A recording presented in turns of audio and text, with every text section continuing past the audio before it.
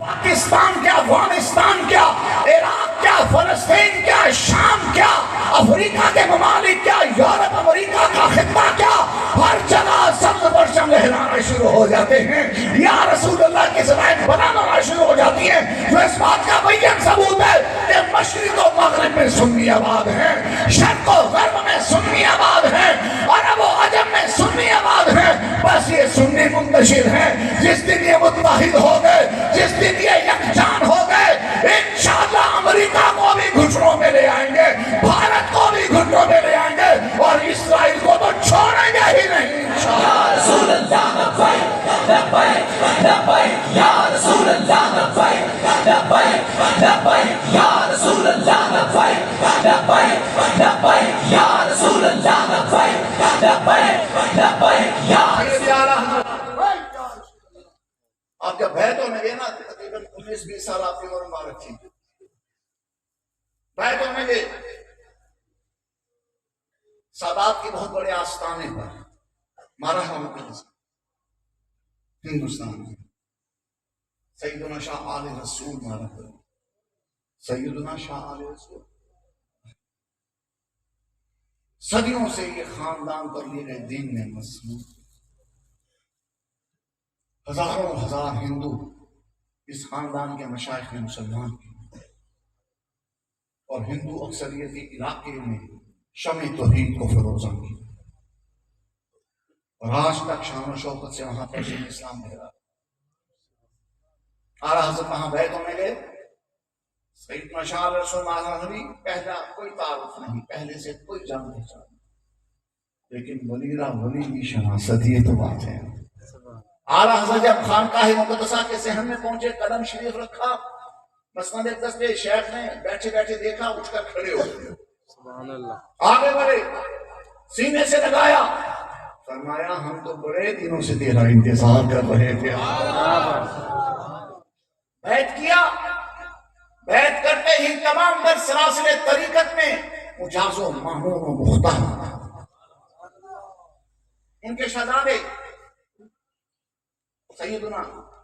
ابو الحسین احمد نوری مارا ہوگا، آپ کے پوتے وہاں حاضر تھے، کہا دادا حضور آپ کے یہاں کا معیار تو بڑا کڑا ہے، بڑا سخت ہے، آپ ساری زندگی مجاہدے کراتے ہیں، ریاستیں کراتے ہیں، حلال و حرام کی تمیز دیتے ہیں، اور ضروریات دین سمجھاتے ہیں، مسائل ضروریہ یاد کراتے ہیں، مشقیں کراتے ہیں، چلے کراتے ہیں، پھر زندگی بیت جاتی ہے، کسی ایک آدھے سلسلے میں آپ عطا فرماتے ہیں، اس نوجوان لڑکے نے کیا رکھا ہے؟ ابھی آیا سب کچھ لے لیا، فرمایا اور آتے ہیں، زنگ آلود دل آتے ہیں، احمد رضا آیا ہے، چمکتا ہوا دل آیا ہے۔ اس کو بس نسبت اتصال کی ضرورت تھی،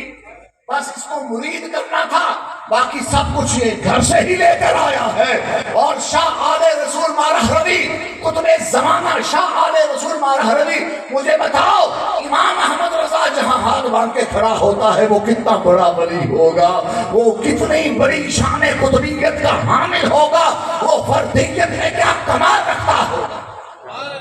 شاہ آل رسول مارہروی نے فرمایا میں مدت سے اس فکر میں تھا کہ قیامت کے دن اللہ کریم سے پوچھے گا کہ اے آل رسول دنیا سے کیا لایا، تو میں کیا جواب دوں گا، میں کیا پیش کروں گا، میرا کون سا عمل ایسا ہے جس کو میں رب کی بارگاہ میں پیش کروں کہ یا اللہ یہ عمل تیرے لیے لایا ہوں۔ فرماتے ہیں احمد رضا میں آ کر میری فکر دور کر دی۔ کل قیامت کے دن رب کریم جب مجھ سے پوچھے گا اے آل رسول، اے اولاد بطول، بتا دنیا سے میرے لیے کیا لایا، فرمانے لگے میں احمد رضا کو پیش کر دوں گا، عرض کروں گا مولا تیرے لیے احمد رضا لے کر آیا۔ کیا بات۔ ابھی صاحبزادہ حماد بڑی پیاری شگفتہ باتیں کر رہے تھے، اور حضرت کتاب پیر صاحبزادہ محمد حسن صاحب عالوی زیدہ مجدہ حافظہ اللہ تعالیٰ زیدہ شرفہ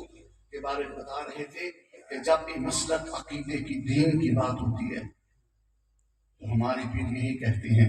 کہ بات چلے گی تو مسلک اعلیٰ حضرت کی چلے گی۔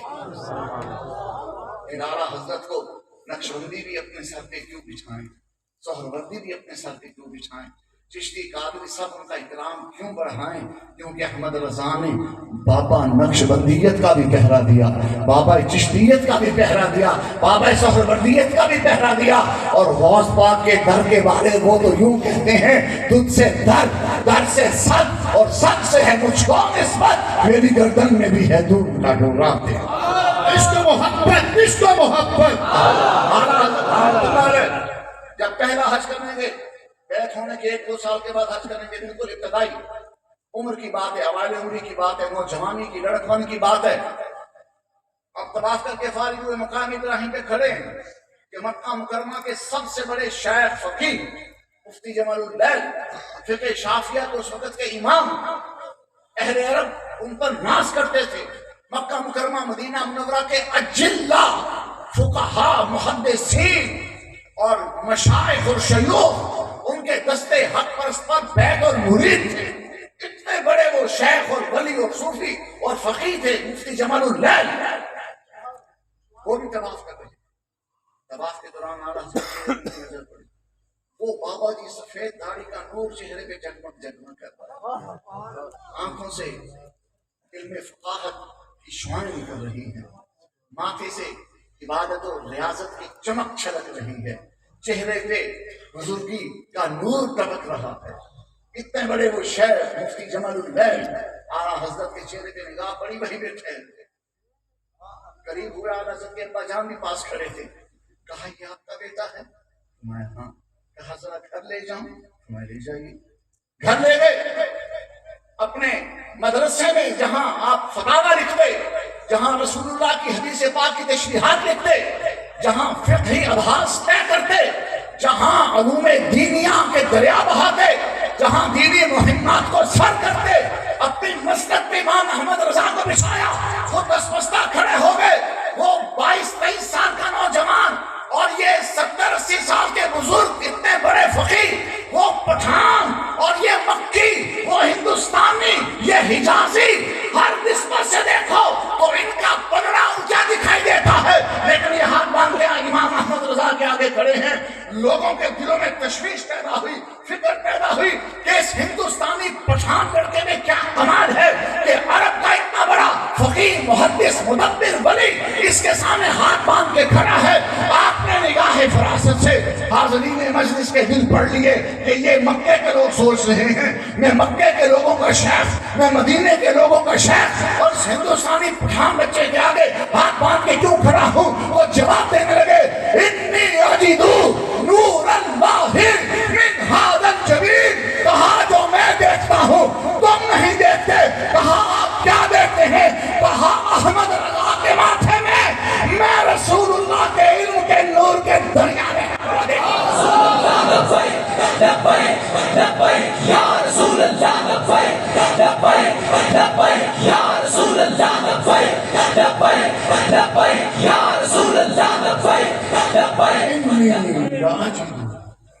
نور اللہ من مولانا حضرت رحمت اللہ تعالیٰ علیہ، آپ نے جب حضور کے علم غیب کے اس بات و ثبوت میں عربی میں کتاب لکھی الدولۃ المکیہ بالمادۃ الغائبیہ، 7.5 ہندوں میں یہ کتاب لکھی، اور شاہ حجاز کے دربار میں کتاب پیش ہوئی، اور مکہ مکرمہ کے حجاز کے عرب کے حرم کے بڑے بڑے سادات علماء نے کتاب پڑھی، اور منکرین علم غیبی وہاں موجود تھے، ان کی بولتی بند ہوئی، ان کی تھوتریاں بگڑ گئیں، شاہد الوجود کا منظر پیدا ہوا، اور اعلیٰ حضرت کی کتاب سن کر شاہ حجاز اٹھ کھڑے ہوئے، اعلیٰ حضرت کی کتاب کو اٹھایا، سینے سے لگایا اور اپنے ذاتی کتب خانے میں لے گئے، اور ان نامراد منکروں کو فرمانے لگے اللہ یعطی